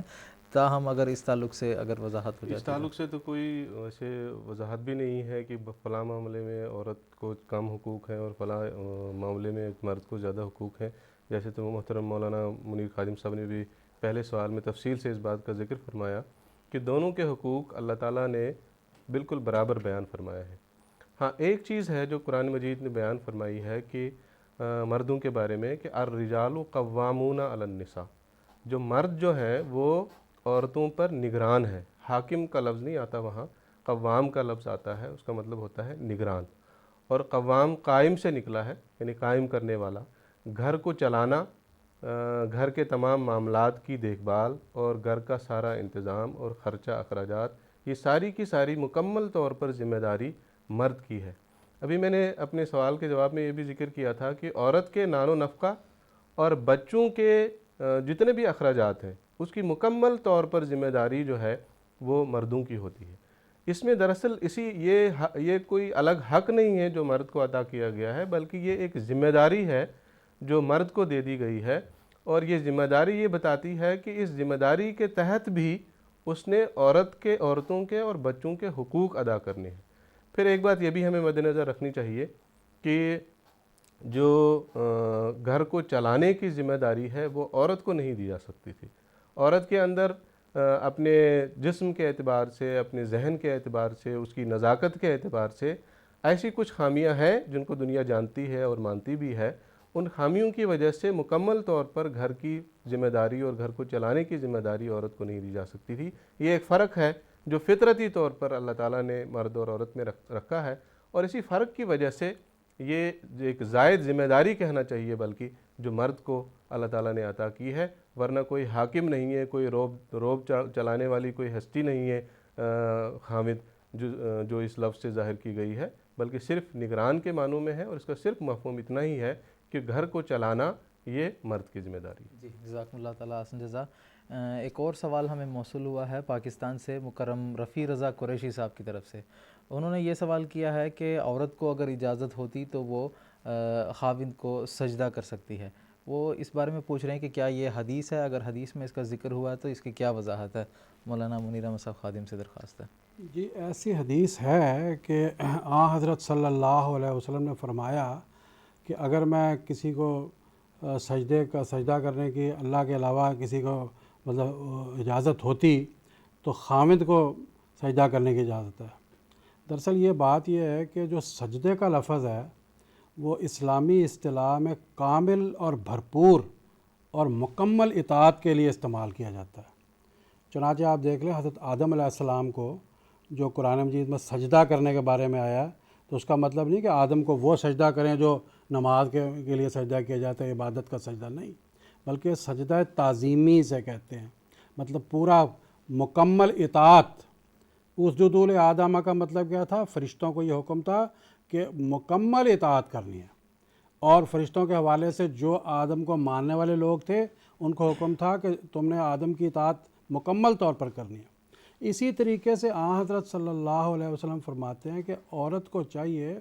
کہ وہ مرد کی کامل اطاعت کرے۔ تو یہ حدیث ہے کہ اگر کسی کو خدا کے علاوہ سجدہ کرنے کا حکم ہوتا، مطلب ایسا آپ احتمال فرما رہے ہیں، تو عورت کو حکم ہوتا کہ وہ مرد کو سجدہ کرے۔ تو وجہ کیا ہے کہ کامل اطاعت کرے، اور حقیقت یہی ہے کہ یہ جو گاڑی ہے تب تک نہیں چل سکتی کامیابی سے جب تک کہ کامل اطاعت نہ کی جائے، اور ایک کی بات جس کے پیچھے لگیں اس کی بات نہ مانی جائے۔ ہاں اگر ایسی بات وہ منوانا چاہتا ہے جو ناجائز ہے پھر تو اسلام نے خلا کی بھی اجازت دی ہے، پھر تو اور سامنے دوسرے یہ نہیں ہے کہ پھر ایسی باتیں منوانا شروع کر دے آدمی کہ جو غیر معروف باتیں ہیں، جو باتیں نہیں منوانی چاہیے، جو غیر قانونی باتیں ہیں، ایسا نہیں، بلکہ قانون کے دائرے کے اندر، عام رواج کے اندر جو حالات گھریلو چلانے کے حوالے سے جو باتیں خاوند کی طرف سے عورت کو کہی جائیں، اگر وہ اس کی مکمل اطاعت اور فرمانبرداری نہیں کرتی تو گھر چلتا نہیں۔ اب آپ دیکھ لیں گھر ٹوٹتے ہیں کہ نہیں ٹوٹتے؟ کیوں ٹوٹتے ہیں؟ اس لیے کہ مرد نے کوئی بات کہی، عورت نے اس کی بات نہیں سنی، جائز بات نہیں سنی۔ جب جائز بات بھی کوئی اطاعت نہیں کرے گی تو ظاہر سی بات ہے کہ وہ گھر ٹوٹیں گے۔ تو حضور صلی اللہ علیہ وسلم کا یہ فرمان صرف اس لیے ہے کہ عورت کو چاہیے کہ گھر چلانے کے معاملے میں یا اپنی زندگی گزارنے کے معاملے میں اگر وہ کامیاب زندگی گزارنا چاہتی ہے تو اپنے خاوند کی مکمل اطاعت اور فرما برداری کرے۔ کیوں؟ اس لیے کہ جیسا کہ مولانا صاحب نے بتایا کہ قرآن مجید میں اللہ تعالیٰ فرماتا ہے کہ مرد قائم ہے، قوام ہے، نگران ہے۔ جب کسی کو نگران بنا دیا جائے تو پھر اس کی بات تو مانی جائے گی۔ ایسا تو ہو نہیں سکتا کہ کسی آدمی کو ہمارا افسر بنا دیا جائے تو ہم کہنے جی ہم تمہاری بات نہیں مانیں گے۔ جب کسی کو افسر بنا دیا گیا تو پھر جب تک اس کی مکمل بات نہیں مانیں گے، اس کی فرما برداری نہیں کریں گے تو وہ تو نہ دفتر چلے گا، نہ گھر چلے گا، کچھ بھی نہیں چلتا۔ تو یہ اس میں نسخہ بتایا حضرت صلی اللہ علیہ وسلم نے ایک کامیاب زندگی گزارنے کا، کامیاب زندگی کو چلانے کا، کہ عورت کو چاہیے کہ دنیا کے معاملات میں یا دین کے معاملات میں، جیسے مرد کہتا ہے کہ نماز پڑھو، نماز پڑھے۔ اگر وہ کہتا ہے کہ فلاں گھر میں آپ نہیں جائیں گے، ان کا ہمارا نقصان ہوتا ہے، نہیں جانا چاہیے۔ اگر وہ کہتا ہے میرے بچوں کی صحیح طریقے سے پرورش کرو، کرنی چاہیے۔ تو یہ ساری باتیں ایسی ہیں کہ سب لوگ سمجھتے ہیں کون سی بات ماننی کون سی نہیں۔ جزا۔ کینیڈا سے عامر الحق صاحب ہیں، وہ اپنا سوال یہ کہتے ہیں کہ پروگرام میں بعض مذاہب کی جو تعلیمات ہیں ان کے تعلق سے ذکر ہوا تھا، تو کیا ان کے بانیان نے ایسی تعلیمات دی ہیں یا یہ بعد میں مرور زمانے کے ساتھ یہ تعلیمات بگڑ کر اس شکل میں پیش ہوئی ہیں؟ مولانا منیر خادم صاحب نے اپنے سوال کے ذکر میں منوسمرتی وغیرہ کا حوالہ آپ نے دیا تھا، غالباً اس کے متعلق ہے ان کا سوال۔ منوسمرتی کے اندر یہ جتنے بھی میں نے حوالے آپ کو سنائے یہ لکھے ہوئے موجود ہیں، کہ مثال کے طور پر جو میں نے آپ کو بتایا کہ لکھا ہوا ہے کہ جو پیریڈ کے جو ایام ہوتے ہیں اس میں عورت ناپاک ہو جاتی ہے، یا یہ کہ بیوہ شادی نہ کرے، یا اور بھی بعض معاملات جو دکھائے گئے ہیں ابھی میں نے سنائے آپ کو، وہ سارے لکھے ہوئے ہیں۔ اور منو یہ کہتا ہے کہ میں نے یہ باتیں وید سے لی ہیں۔ تو اب جب وہ کہتا ہے میں نے وید سے لی ہیں اور اس کے اندر یہ ساری کی ساری باتیں لکھی ہوئی موجود ہیں اور باحوالہ موجود ہیں، اور یہ ایسی باتیں نہیں کہ میں کہہ رہا ہوں کہ بہت زیادہ تحقیق کرنے کی ضرورت ہے. آج تو ہندو اسکالر بھی کہتے ہیں کہ منو نے ہم کو برباد کر دیا. منو کی تعلیمات جو بھید بھاؤ کے حوالے سے ہیں، جو عورت اور مرد کے بھید بھاؤ کے حوالے سے ہیں یا ذات برادری کے بھید بھاؤ کے حوالے سے ہیں، اس نے ہندو مذہب کا بیڑا غرق کر دیا. اسی طریقے سے جو یہ میں نے آپ کو بتایا کہ لکھا ہوا ہے کہ بیوہ شادی نہ کرے، انجیل میں لکھا ہوا ہے، اگر وہ شادی کرتی زنا کرتی ہے تو یہ انجیل کے اندر باقاعدہ موجود ہے. اب رہا ان کا یہ سوال کہ کیا اس زمانے میں ان کے بانیان نے یہ بات کہی تھی یا بعد میں داخل کر دی گئی، تو اس بارے میں ہم کچھ نہیں کہہ سکتے. ہاں یہ ضرور جانتے ہیں کہ ان کتابوں کے اندر تحریف ہوئی ہے، ان کتابوں میں رد و بدل ہوا ہے، کبھی کچھ تھا کبھی کچھ کر دیا گیا. جب یہ بیٹھے انہوں نے کہا کہ یہ ہمارے والے سے یہ بات ٹھیک نہیں نکل رہی، انہوں نے اس کو نکال دیا. جیسے حضرت صلی اللہ علیہ وسلم کی پیش گوئی کہ 10,000 قدوسیوں کے ساتھ آئے گا، جب ہم نے کہا دیکھو بھئی لکھا ہوا ہے کہ فاران کی پہاڑیوں کے پاس سے 10,000 قدوسیوں کو لے کر آیا، تو انہوں نے جب اگلی بائبل شائع کی تو اس میں سے کر دیا لاکھوں میں سے آیا، 10,000 کی گنتی نکال دی. تو تبدیلیاں تو ان میں ہوتی رہی ہیں، لیکن جن کتابوں کو یہ لوگ مانتے ہیں کہ یہ مقدس کتابیں ہیں اور یہ ان کے لیے لائعمل ہیں، ان کتابوں کے حوالے سے ہم ان کو بتاتے ہیں دیکھو ان میں یہ لکھا ہے. لیکن اب تو میں آپ کو یہ بھی عرض کروں کہ یہ ان کتابوں کو بھی متروک کر چکے ہیں. مثال کے طور پر ہندو مذہب کے اندر طلاق کا کوئی قانون نہیں ہے. آپ پورا ہندو جتنا لٹریچر ہے پڑھ لیں، طلاق کا کوئی قانون نہیں. لیکن 1955 میں پارٹیشن کے بعد جو انہوں نے امینڈمنٹ کی ہے قانون کے اندر، تو باقاعدہ طلاق کا قانون ہندو پرسنل لا میں جو میرج کا قوانین ہے اس میں طلاق کے قانون کو لے کر آئے ہیں. وہ کہاں سے لے کر آئے ہیں؟ قرآن مجید تو 1400 سال پہلے جس قانون کو بنا چکا وہ 1955 میں لے کر آئے. اسی طرح عیسائیوں میں آپ دیکھ لیں، اس میں طلاق عورت کو صرف اس لیے دی جائے گی کہ اگر وہ بد چلن ہو. اگر بد چلنی نہیں ثابت ہوتی تو طلاق کا ملنے کا اس کو سوال ہی پیدا نہیں ہوتا. لیکن اب انہوں نے اپنے قوانین میں عیسائیوں نے تبدیلی کر لی، برٹش میں بھی تبدیلی ہو گئی، ان علاقوں میں بھی جو قانون کرسچن لا کے پرسنل لا کے بنے ہیں ان میں بھی اس میں تبدیلی پیدا کر دی گئی کہ نہیں، بد چلنی کے علاوہ بھی بعض باتیں اور ہو سکتی ہیں جس کے نتیجے میں مرد اور عورت کو الگ ہونا پڑ سکتا ہے. تو وہی 1400 سال والی بات کی طرف آئے کہ نہیں آئے؟ اب میں تو کئی بار یہ کہا کرتا ہوں کہ یہ جو کہتے ہیں کامن سول کوڈ کے حوالے سے وہ کامن تو ہو رہے ہیں قرآن کے ساتھ، اور آئندہ جب بھی کامن ہوتے جائیں گے قرآن کے ساتھ ہی کامن ہوتے جائیں گے. قرآن تو ان کے ساتھ کامن نہیں ہو سکتا. یا تو ہمیں دلیل دے دو کہ کبھی کامن ہوا ہو. یہ لوگ ہمیشہ قرآن کے ساتھ کامن ہوئے، بیوہ کی شادی کے قانون میں کامن ہوئے، طلاق میں کامن ہوئے، ستی کے ختم کرنے میں کامن ہوئے ہیں. تو کامن سول کوڈ تو قرآن ہی ہے، اور ہے کیا؟ اللہ تعالیٰ بہرحال قرآن مجید کی ہی تعلیمات ایسی ہیں جو ہر زمانے میں ہر موقع پر قابل عمل رہتی ہیں. ایک اور سوال ہمیں آیا ہے مکرم محمد آصف چغتائی صاحب سے، یو کے سے ہیں. انہوں نے سوال بھیجا ہے کہ حضور صلی اللہ علیہ وسلم نے فرمایا ہے کہ جو بیٹیوں کو اچھی تعلیم دے گا اس پر دوزخ حرام ہے. اس کی وضاحت انہوں نے چاہیے. مولانا عطا المجیب لون صاحب سے درخواست ہے. جی ابھی محترم مولانا منیر صاحب نے بھی ذکر فرمایا تھا کہ عورت کو جو حقوق حضرت نبی اکرم صلی اللہ علیہ وسلم نے عطا فرمائے اس میں سے ایک بہت ہی بڑا حق یہ بھی تھا کہ حضور صلی اللہ علیہ وسلم نے یہ فرمایا کہ عورت کو تعلیم حاصل کرنے کا بھی حق ہے. جیسے کہ حدیث بھی پیش فرمائی محترم موصوف نے کہ حضور صلی اللہ علیہ وسلم نے فرمایا کہ طلب العلم فریضۃ علی کل مسلم و مسلمۃ، کہ علم کا حصول ہر مرد اور عورت پر برابر فرض ہے. تو یہ جو حدیث جس کا انہوں نے ذکر کیا یہ بھی حدیث کے الفاظ ہیں. اس حدیث میں ایک موقع پر حضرت نبی اکرم صلی اللہ علیہ وسلم نے صحابہ کے بیچ میں فرمایا کہ جس شخص نے اپنی 3 بچیوں کی 3 بیٹیوں کی تربیت کی اور ان کو اچھی طرح ان کی تعلیم و تربیت کی، ان کو تعلیم سکھائی، ان کو آداب سکھائے، اور پھر ان کی شادی کی اور ان کے ساتھ احسان کا سلوک کیا، حسن سلوک کیا ان کے ساتھ، تو یہ وہ شخص ہوگا جو یقیناً جنت میں داخل ہونے والا ہوگا، اس پر جہنم حرام کی جائے گی.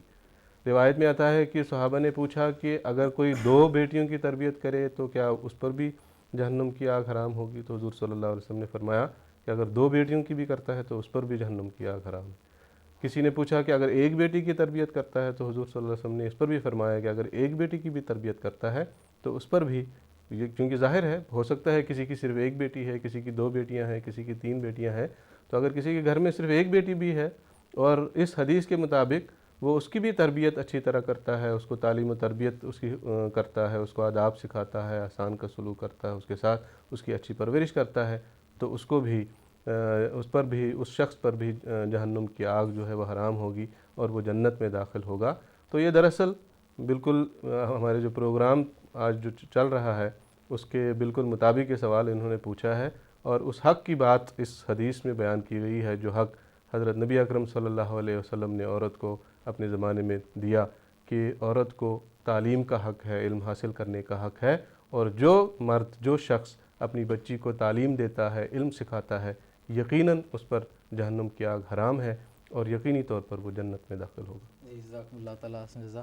پروگرام کو آگے بڑھاتے ہیں اور محترم مولانا منیر احمد صاحب خادم سے میرا یہ سوال ہے کہ آج کل دنیا میں اکثر اسلام پر طلاق اور خلا کے مسئلے کو لے کر یہ اعتراض کیا جاتا ہے کہ ان معاملات میں عورتوں کے حقوق کو اسلام نعوذ باللہ ادا نہیں کرتا ہے۔ میں آپ سے پوچھنا چاہوں گا کہ اسلام کی اس بارے میں کیا تعلیمات ہیں، اور حضرت نبی اکرم صلی اللہ علیہ وسلم نے اپنے اسوے سے، اپنے عملی نمونے سے اس کی کیا تعلیمات دنیا کے سامنے پیش کی ہیں، اس کی وضاحت فرما دیں۔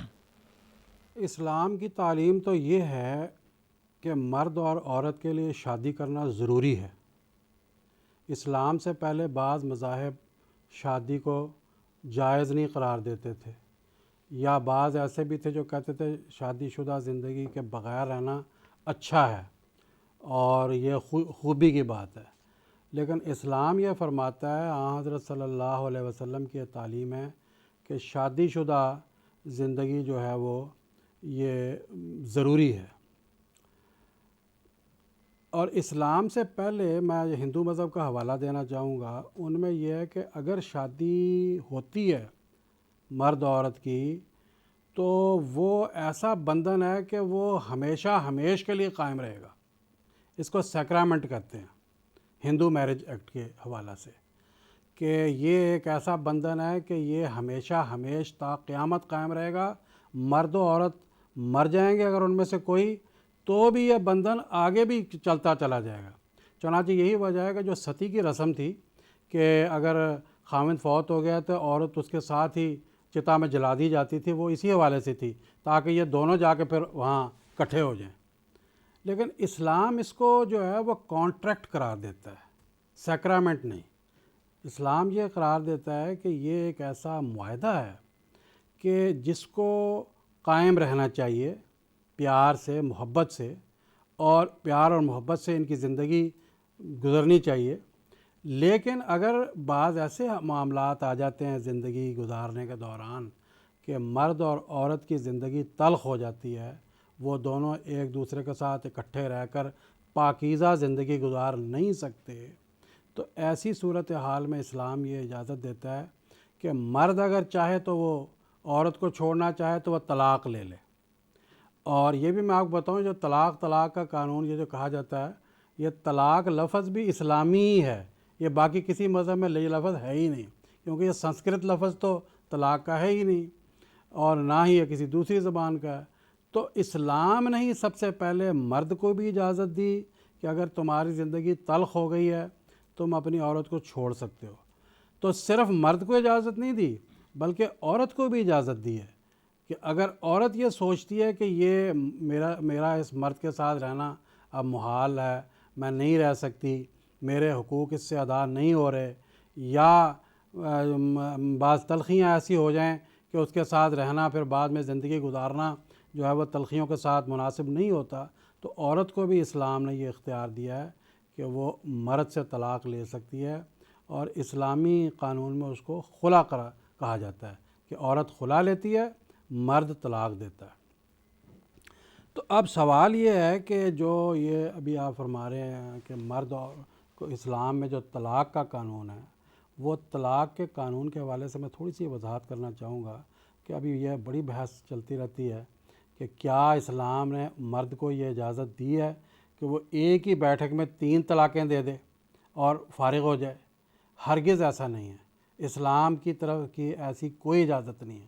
قرآن مجید کا ایسا کوئی اصول نہیں ہے، اور نہ ہی نبی کریم صلی اللہ علیہ وسلم کا ایسا کوئی فرمان موجود ہے۔ قرآن مجید میں اللہ تعالیٰ فرماتا ہے جو طلاق ہے وہ 2 مرتبہ ہو سکتی ہے، کہ ایک مرتبہ کسی آدمی نے کسی عورت کو طلاق دی اور پھر اس کی عدت شروع ہو گئی، 3 مہینے کی عدت ہوتی ہے، 3 قروء کا لفظ قرآن مجید میں استعمال ہوا ہے، تو 3 مہینے کے اندر اندر اگر وہ آدمی اپنی طلاق واپس لے لیتا ہے، اور پھر یہ بھی شرط ہے کہ اکٹھے رہنا ہے، اور یہ بھی ان کو سمجھایا گیا ہے طلاق دینے والوں کو کہ دیکھو طلاق سے عرش الہی ہلتا ہے، اور یہ بات بھی سمجھائی گئی ہے حضرت صلی اللہ علیہ وسلم کی طرف سے کہ دیکھو بے شک طلاق کو حلال قرار دے دیا گیا ہے، لیکن ابغض الحلال عند اللہ الطلاق، حلال چیزوں میں سے اللہ تعالیٰ کو سب سے زیادہ غصہ دلانے والی چیز یہ طلاق ہے۔ تو بہت سوچ بچار کر لو اس معاملے میں کہ تم کہیں ابغض الحلال کے تو حصے دار نہیں بن رہے، کہیں تم خدا کے عرش کو ہلانے کے حصے دار تو نہیں بن رہے۔ لیکن اگر یہ ساری باتیں وہ سمجھتے ہیں کہ نہیں ایسا نہیں ہے، ان کی زندگی واقعی ایسی تلخ ہو چکی ہے کہ انہوں نے الگ ہونا ہے، تو مرد کو یہ اختیار ہے کہ وہ ایک بار طلاق دے، اس کے بعد عورت 3 مہینے کی عدت گزارے گی۔ اس 3 مہینے کے عرصے کے اندر اندر اگر مرد رجوع کر لیتا ہے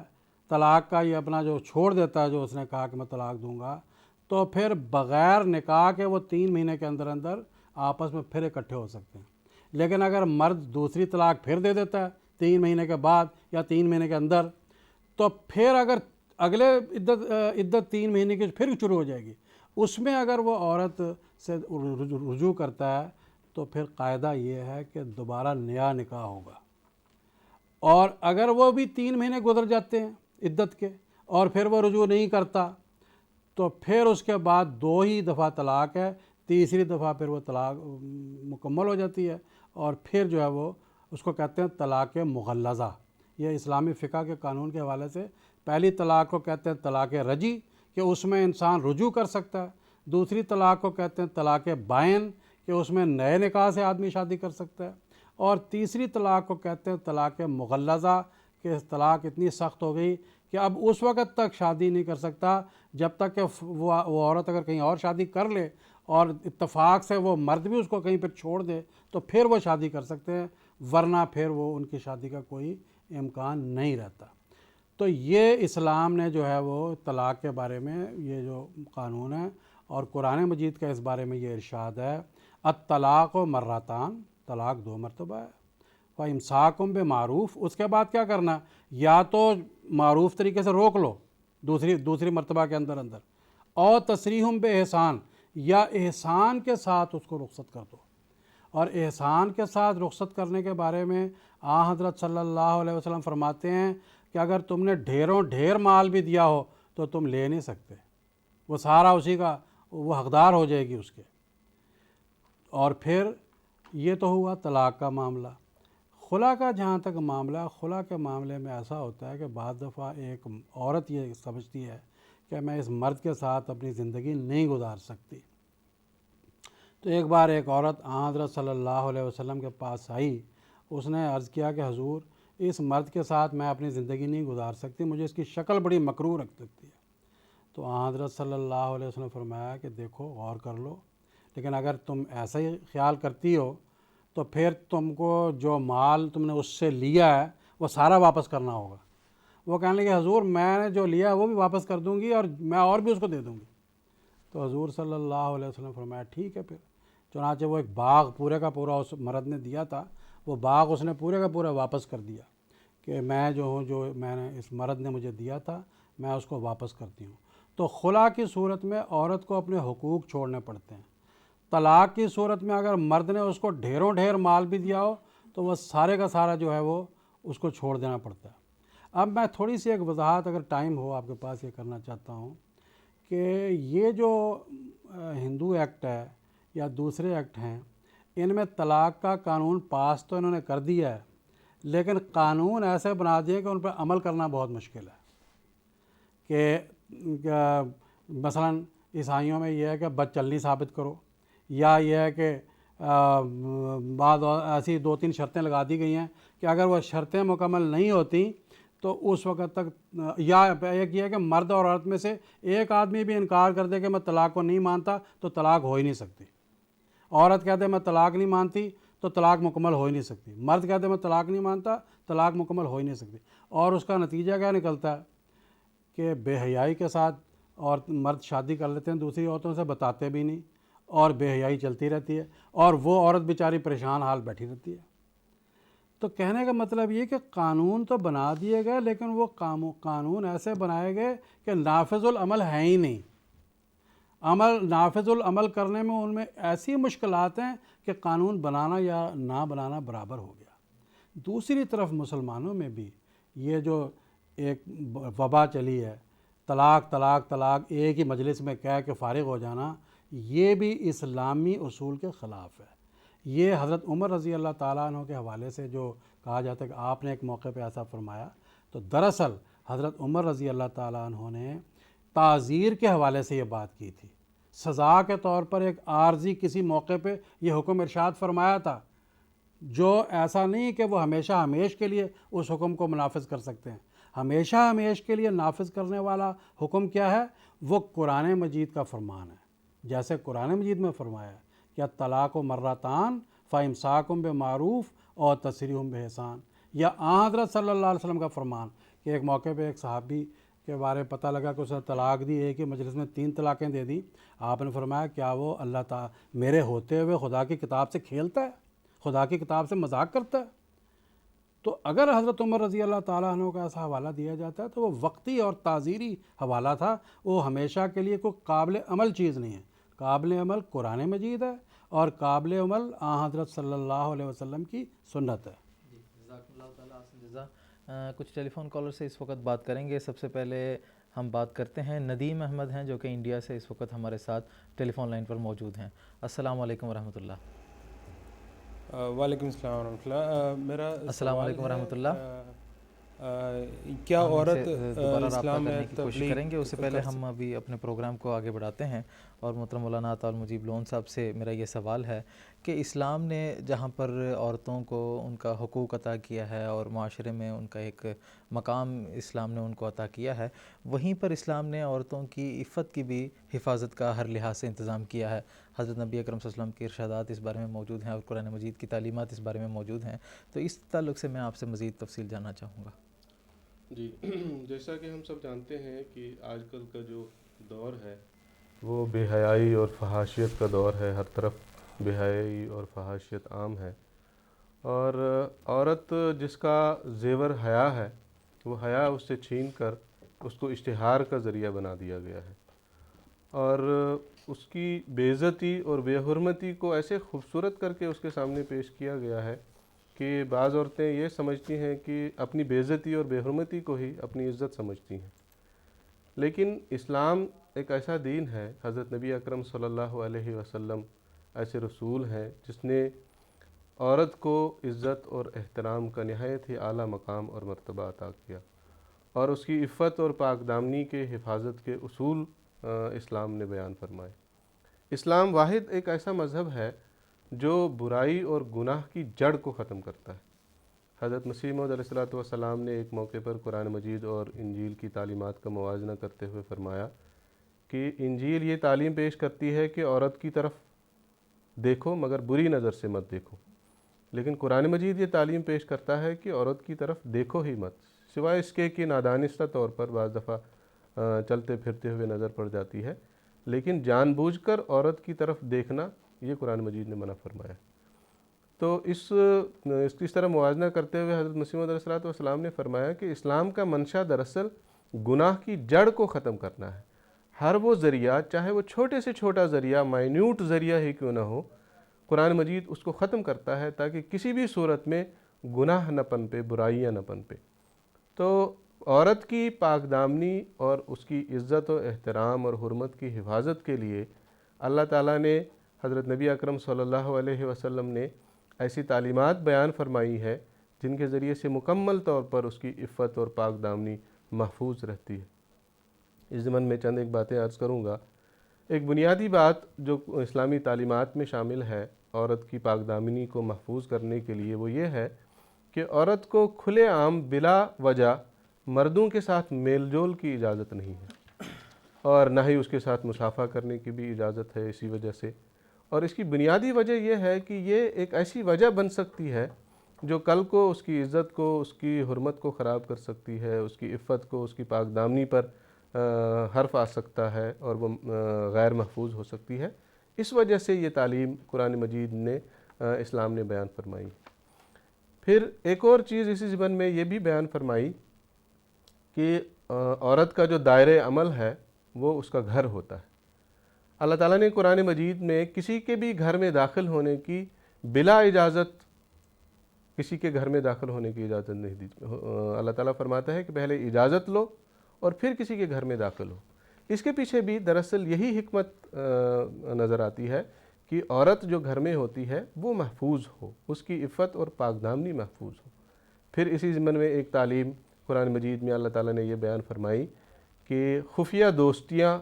اللہ تعالیٰ نے منع فرمائی کہ مرد اور عورت کی خفیہ دوستیاں یہ ممنوع ہیں۔ اور یہی دوستیاں جو ہیں خفیہ دوستیاں معاشرے میں بعض دفعہ ایسی طول اختیار کر جاتی ہیں یہ خفیہ دوستیاں، جس کے نتیجے میں عورت کی جو عزت ہے، اس کی جو حرمت ہے، اس کی جو پاک دامنی ہے وہ غیر محفوظ ہو جاتی ہے۔ اور اس کے پیچھے بھی دراصل یہی وجہ ہے اس کو منع کرنے کی کہ عورت کی عزت اور اس کی پاک دامنی محفوظ ہو۔ اور اس کے برعکس اللہ تعالیٰ نے، اسلام نے قرآن مجید میں یہ تعلیمات اللہ تعالیٰ نے بیان فرمائی، اس کے برعکس کہ نکاح کرو، نکاح کو پروموٹ کیا اللہ تعالیٰ نے قرآن مجید۔ چنانچہ اس ضمن میں ایک آیت قرآن مجید کی پیش کرنا چاہوں گا۔ اللہ تعالیٰ فرماتا ہے وَالْمُحْصَنَاتُ مِنَ الْمُؤْمِنَاتِ وَالْمُحْصَنَاتُ مِنَ الَّذِينَ أُوتُوا الْكِتَابَ مِنْ قَبْلِكُمْ إِذَا آتَيْتُمُوهُنَّ أُجُورَهُنَّ مُحْسِنِينَ غَيْرَ مُصَافِحِينَ وَلَا مُتَّخِذِي أَخْدَانٍ، اور پاک باز مومن عورتیں اور ان لوگوں میں سے پاک باز عورتیں بھی جن کو تم سے پہلے کتاب دی گئی تمہارے لیے حلال ہیں، جب تم انہیں نکاح میں لاتے ہوئے ان کا حق مہر ادا کرو، نہ کہ بدکاری کے مرتکب بنتے ہوئے اور نہ ہی پوشیدہ دوست بناتے ہوئے۔ تو نکاح کا یہ مقصد بیان کیا کہ یہ عورت اور مرد دونوں کے لیے پاک دامنی کا باعث ہے، برعکس اس کے کہ خفیہ دوستیاں رکھی جائیں۔ نکاح پر اللہ تعالیٰ نے قرآن مجید میں زور دیا، اور حضرت نبی اکرم صلی اللہ علیہ وسلم نے ایک موقع پر نکاح کے تعلق سے فرمایا کہ یا معاشر الشباب من استطاع منکم الباءۃ فلیتزوج فإنہ اغض للبصر واحسن للفرج ومن لم یستطع فعلیہ بالصوم فإنہ لہ وجاء۔ حضور صلی اللہ علیہ وسلم فرماتے ہیں نوجوانوں کو مخاطب کرتے ہوئے خاص طور پر کہ نوجوانوں، تم میں سے جو نکاح کی طاقت رکھتا ہے تو اس کو چاہیے کہ نکاح کرے اور شادی کرے۔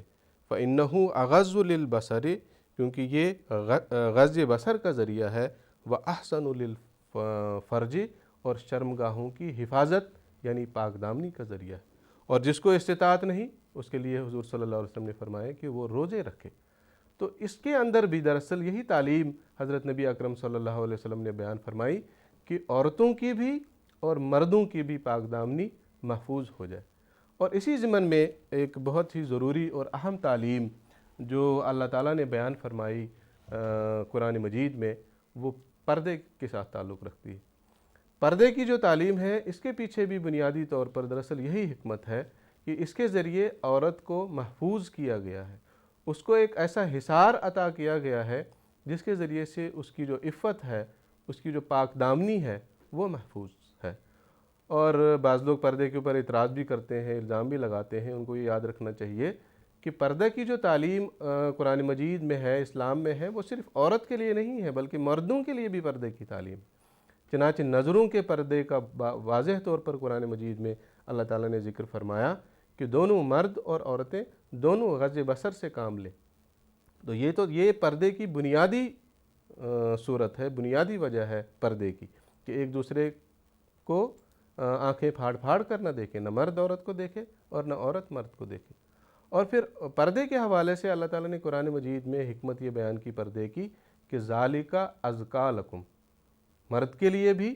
اور عورت کے لیے بھی، دونوں کے لیے یہ تعلیم اللہ تعالیٰ نے پاکیزگی کا ذریعہ بیان فرمائی، عفت کا ذریعہ بیان فرمائی، پاک دامنی کا ذریعہ بیان فرمائی۔ اور اسی ضمن میں میں یہ بھی عرض کرنا چاہوں گا کہ حضور انور حضرت خلیفۃ المسیح الخامس سید اللہ تعالیٰ بن نصر العزیز نے ابھی 2 جمعہ قبل مورخہ 13 جنوری کو ایک بصیرت افروز خطبہ جمعہ ارشاد فرمایا، جس میں اسی پردے کے حوالے سے حضور انور عید اللہ تعالیٰ بن نصر العزیز نے قرآن مجید کی تعلیمات بیان فرمائیں، اور حضور انور عید اللہ تعالیٰ بن نصر العزیز نے فرمایا کہ پردہ جو ہے یہ دراصل حیا کا ذریعہ ہے، اور حیادار لباس ہمارے ایمان کی حفاظت کا ذریعہ ہے۔ اس ضمن میں ایک واقعہ بھی پیش کرنا چاہوں گا۔ حضرت نبی اکرم صلی اللہ علیہ وسلم کے زمانے میں ایک عورت حضور صلی اللہ علیہ وسلم کے پاس اپنے مقتول بیٹے کا حال پوچھنے کے لیے جا رہی تھی اور باپردہ تھی۔ جاتے ہوئے رستے میں چند صحابہ نے اس کو پردے میں حضور صلی اللہ علیہ وسلم کے پاس جاتے ہوئے دیکھا، تو ان صحابہ نے اس سے پوچھا کہ تم اپنے بیٹے کا حال، مقتول بیٹے کا حال پوچھنے جا رہی ہو اور پردے میں جا رہی ہو؟ جب کسی کا بیٹا وفات پا جاتا ہے، مارا جاتا ہے، تو اس کو اپنے تن بدن کا حال نہیں رہتا، اور تم باپردہ ہو کے حضرت صلی اللہ علیہ وسلم کے پاس جا رہی ہو۔ تو اس عورت نے نہایت ہی پیارا جواب صحابہ کرام رضوان اللہ علیہم اجمعین کو دیا کہ میں نے اپنا بیٹا قربان کیا ہے، اپنی حیا کو قربان نہیں کیا۔ تو یہ جو پردہ ہے یہ اس کی حیا کی حفاظت کا ذریعہ ہے جو اللہ تعالیٰ نے عورت کے لیے مقرر فرمایا ہے، اور اسی چیز کا ذکر حضور عید اللہ تعالیٰ بن نصر العزیز نے اپنے خطبہ جمعہ میں فرمایا کہ یہ دراصل حیا کا ذریعہ ہے، اور حیادار لباس ہمارے ایمان کی حفاظت کا ذریعہ ہے۔ پھر حضور انور عید اللہ تعالیٰ بن نصر العزیز نے حضرت مسیح موعود علیہ الصلوۃ والسلام کے ایک نہایت ہی پیارے اور بصیرت افروز اقتباس کا اسی ضمن میں ذکر فرمایا کہ جس میں حضور علیہ الصلوۃ والسلام نے فرمایا کہ جو لوگ بے پردگی کو اور آزادی کو، کھلے عام گھومنے پھرنے کو، میل ملاپ کو روا رکھتے ہیں، ان کے اخلاق کی حالت تو دیکھو۔ حضور علیہ السلام نے فرمایا اگر ان کی بے پردگی اور آزادی ان کی پاک دامنی کے اضافے کا باعث بنی ہے تو پھر ہم غور کر سکتے ہیں کہ ہم غلطی پر ہیں۔ اس کے نتیجے میں تو پاک دامنی عطا ہوتی ہے، عورت کو بھی، مرد کو بھی، عورت کی عفت کی حفاظت ہوتی ہے۔ تو حضور علیہ السلام نے فرمایا کہ بری نظر ڈالنا یہ انسان کا خاصہ ہے۔ تو ایسی صورت میں تو یہ سوچنا چاہیے ان لوگوں کو کہ مردوں کو کیسے با اخلاق بنائیں، اور اس بات کی گارنٹی دیں وہ کہ مرد جو ہے وہ عورت کی طرف بری نظر نہیں ڈالیں گے۔ اگر ایسی صورت ہو سکتی ہے، اگر اس حال تک وہ مردوں کو پہنچا سکتے ہیں ان کے اخلاق کو، تو پھر ہم کہہ سکتے ہیں کہ ہم غلطی پر ہیں، یا پھر پردے کا موضوع جو ہے وہ چھڑ سکتا ہے کہ اب تو پردے کی ضرورت ہی نہیں ہے، کوئی مرد تو کسی عورت کی طرف بری نظر سے دیکھتا ہی نہیں ہے بلکہ اس کی طرف دیکھتا ہی نہیں ہے، تو پھر پردے کی کیا ضرورت؟ تو حضرت مسیح موعود علیہ السلام نے اس طرح اس مسئلے کو بیان فرمایا کہ جو لوگ پردے پر الزام لگاتے ہیں، اعتراض کرتے ہیں، وہ پہلے مردوں کی اصلاح کریں، اگر ان کی مکمل طور پر اصلاح ہو جاتی ہے پھر وہ پردے کا جو ہے موضوع چھیڑیں اور بتائیں، ورنہ ایسی صورت میں، موجودہ صورت میں پردے کا ذکر کرنا یہ تو ایسی ہی بات ہے کہ شیروں کے سامنے بکریوں کو ڈال دینا، بھوکے شیر کے سامنے بکریوں کو ڈال دینا۔ تو دراصل خلاصتاً عرض کروں گا، اس پردے کی تعلیم کے ذریعے بھی اللہ تعالیٰ نے، حضرت نبی اکرم صلی اللہ علیہ وسلم نے، اسلام نے عورت کی عفت کی حفاظت کی ہے، اس کی پاک دامنی کی حفاظت کی ہے، اس کے ننگ و ناموس کی حفاظت کی ہے، اور یہ بھی ایک بہت ہی بڑا حق ہے جو حضرت صلی اللہ علیہ وسلم کے ذریعے، حضرت نبی اکرم صلی اللہ علیہ وسلم کے ذریعے، رحمت عالم صلی اللہ علیہ وسلم کے ذریعے عورت کو عطا ہوا۔ ان عظیم الشان احسانات میں سے جو بے شمار احسانات حضرت نبی اکرم صلی اللہ علیہ وسلم کے ذریعے عورت پر ہوئے، مختلف حقوق اس کو عطا ہوئے حضرت نبی اکرم صلی اللہ علیہ وسلم کے ذریعے،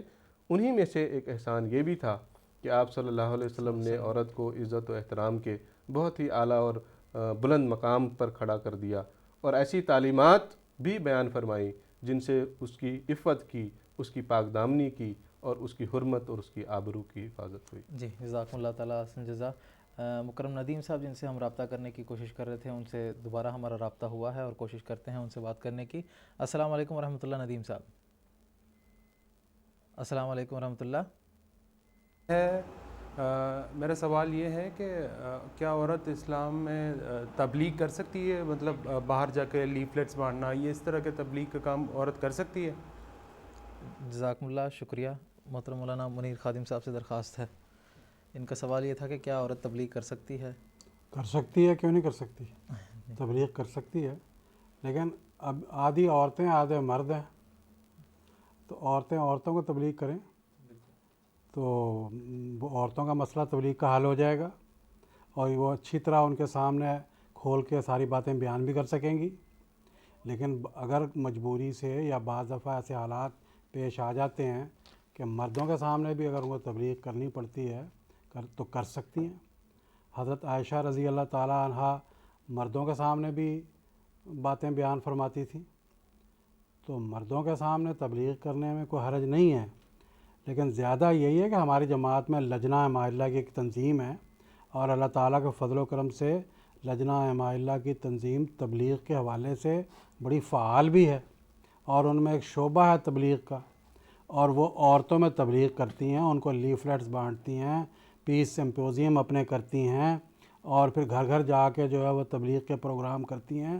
اور بھی خدمت خلق کے پروگرام بھی کرتی ہیں۔ تو جماعت احمدیہ کی جو لجنہ کی تنظیم ہے،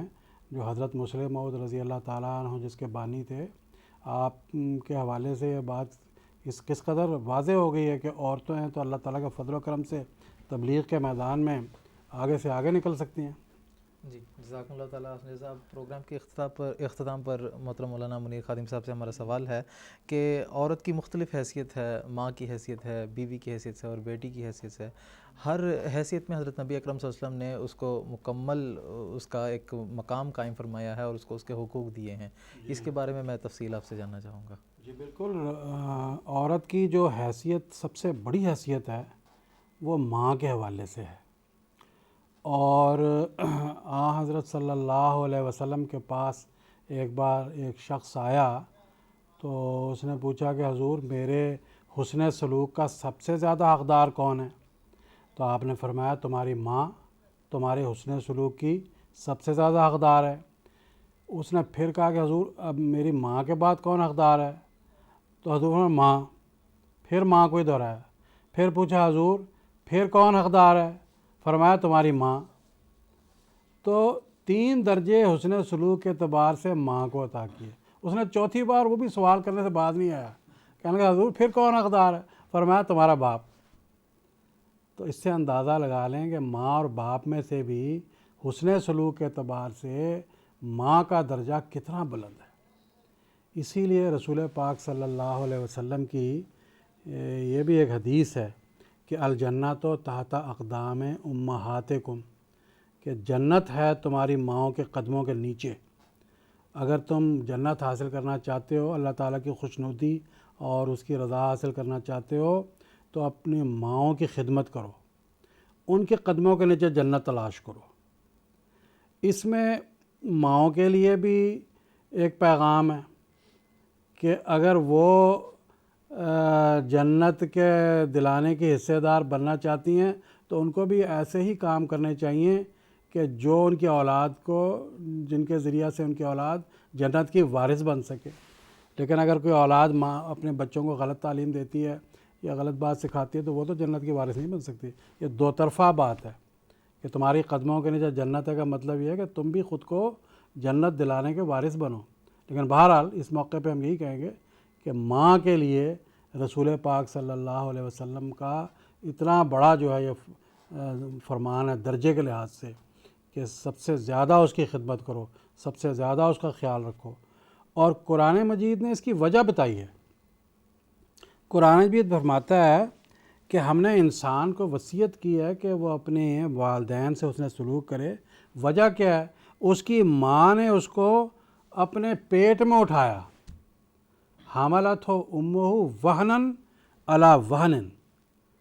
9 مہینے تک پیٹ میں اٹھا کے پھرتی رہی، اپنا خون اس کو پلایا، اور پھر جب وہ باہر آیا تو وہ فصالہ فی عامین، 2 سال تک اس کو دودھ پلاتا رہی، 2 سال کے بعد دودھ چھڑایا۔ پھر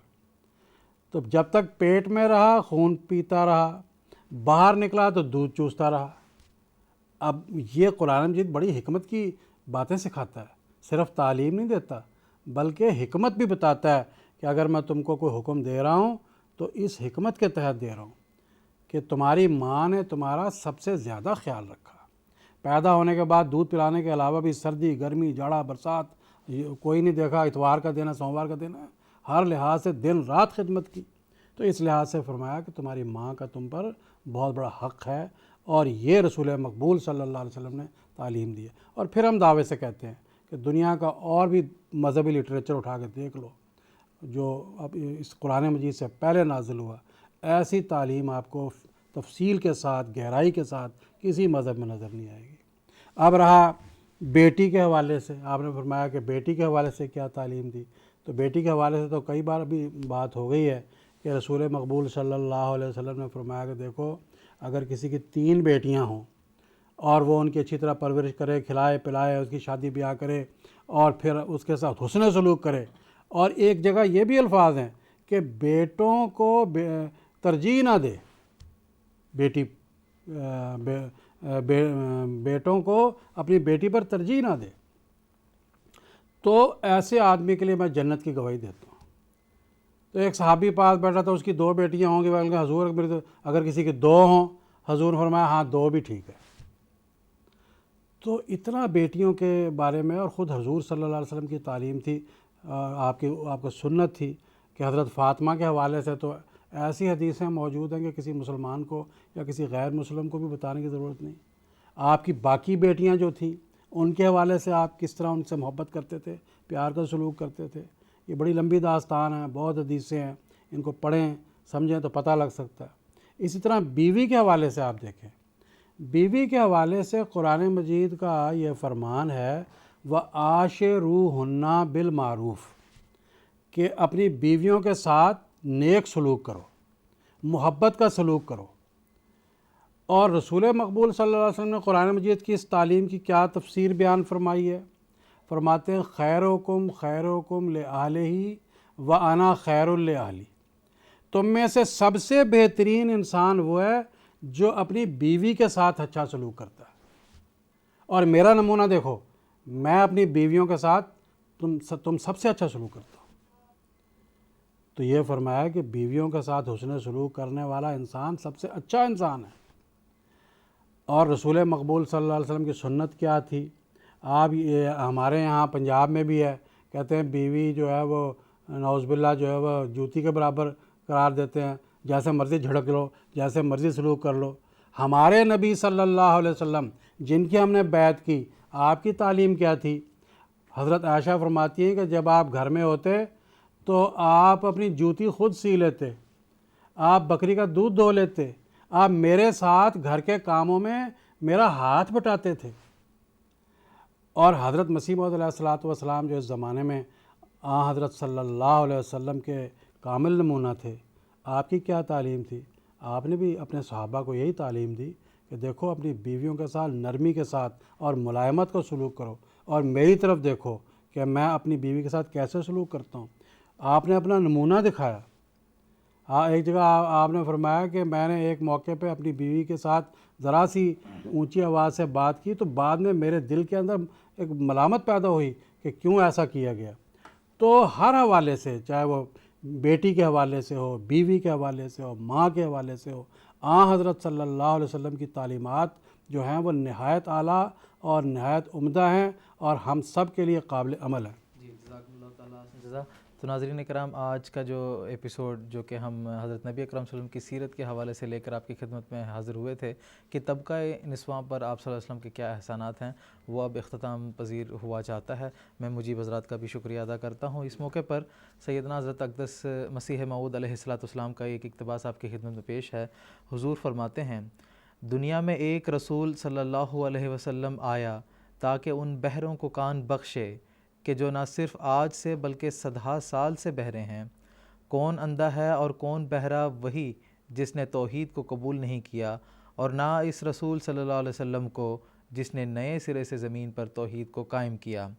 وہی رسول صلی اللہ علیہ وسلم جس نے وحشیوں کو انسان بنایا اور انسان سے با اخلاق انسان، یعنی سچے اور واقعی اخلاق کے مرکز اعتدال پر قائم کیا، اور پھر با اخلاق انسان سے با خدا ہونے کے الہی رنگ سے رنگین کیا۔ وہی رسول صلی اللہ علیہ وسلم، ہاں وہی آفتاب صداقت جس کے قدموں پر ہزاروں مردے شرک اور دہریت اور فسق اور فجور کے جی اٹھے اور عملی طور پر قیامت کا نمونہ دکھلایا، جس نے مکے میں ظہور فرما کر شرک اور انسان پرستی کی بہت سی تاریکی کو مٹایا۔ ہاں دنیا کا حقیقی نور وہی تھا جس نے دنیا کو تاریکی میں پا کر فی الواقع وہ روشنی عطا کی کہ اندھیری رات کو دن بنا دیا۔ تو ناظرین کرام انشاءاللہ العزیز ہمارے اگلے ایپیسوڈ میں بھی ہم حضرت اقدس محمد مصطفیٰ صلی اللہ علیہ وسلم کی سیرت کے پہلو کے تعلق سے بات کریں گے. آپ کی سیرت، مذہبی رواداری اور آزادی ضمیر کے علمبردار حضرت نبی اکرم صلی اللہ علیہ وسلم کے موضوع پر انشاءاللہ العزیز ہم اپنا اگلا ایپیسوڈ پیش کریں گے. ہمارا اگلا ایپیسوڈ مرخہ 4 فروری 2017 ہفتے کے دن انڈین ٹائم کے مطابق رات کے 9:30 بجے اور جی ایم ٹی کے مطابق سحر کے 4 بجے قادیان دارالمان سے آپ کی خدمت میں لائیو پیش کریں گے. تب تک کے لیے اجازت دیجیے گا. السلام علیکم ورحمۃ اللہ وبرکاتہ. آؤ لوگوں کہ یہی نور خدا پاؤ گے، لو تمہیں طور تسلی کا بتایا ہم نے. آؤ لوگوں کہ یہی نور خدا پاؤ گے، لو تمہیں طور تسلی کا بتایا ہم نے، لو تمہیں طور تسلی کا بتایا